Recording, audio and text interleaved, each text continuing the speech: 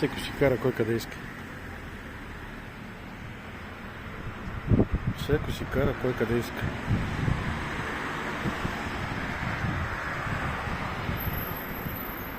Оправихме малко балкона. Беше станало кочина. Направо кочина беше станало. Ей, нана им да връщам 60 лева. Леле майко. Останаха тия две маси. И то килим. Какво да ги прави, аз не знам. И аз не знам какво да ги правя.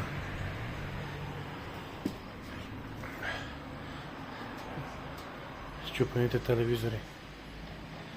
Счупените телевизори. От толкова телевизори един здрав няма. Всичко е строшено.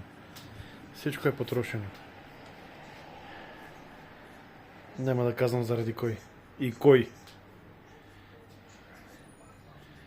Няма да казвам заради кой и кой.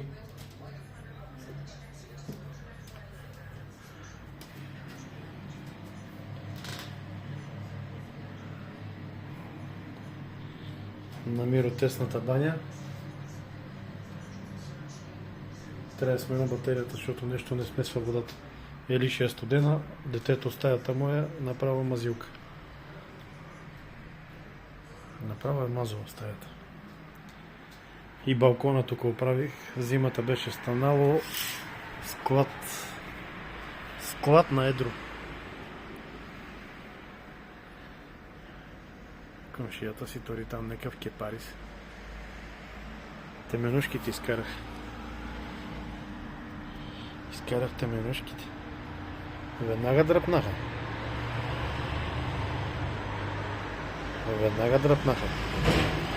Тия зимата ги оставих навънка. Всичко е изсъхнало, измръзнало. Ето ти. Ето тук кафенце. Чайче. Аз кафе не пия, ама чай.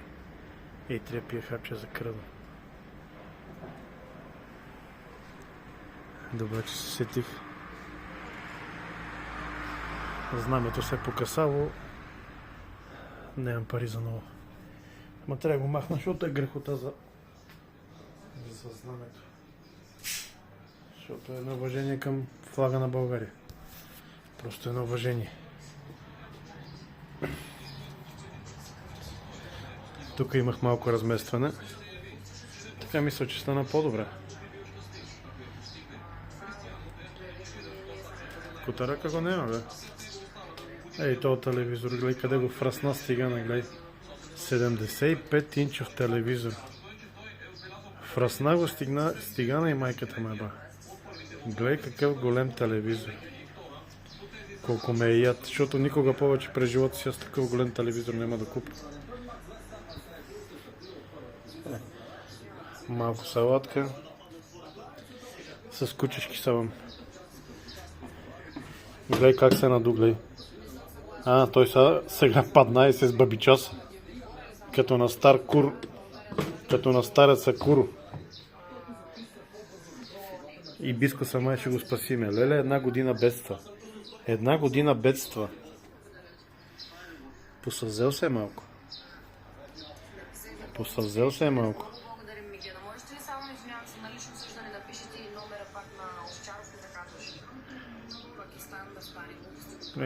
Там се да и гледам телевизия, защото то само тази част работи. А по-далече какво ще гледам? И без това имам проблеми с очите. Майката ми се еба. Това е човек, който завижда, че имаш и чупи, за да немаш. Казава на детето, вика, аз ще му фана телефона и него ще го щупа. Ще чупиш. Се чупил, като те гледам. Тебе живота те е щупил. Тук трябва да пребера вече зимните дрехи, защото лели тая инвалидна количка. Господи, помогни ми да не ми потреба повече.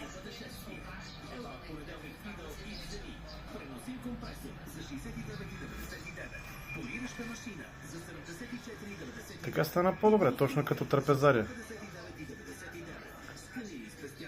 Въпросът е, че няма кой да ти дойде на гости.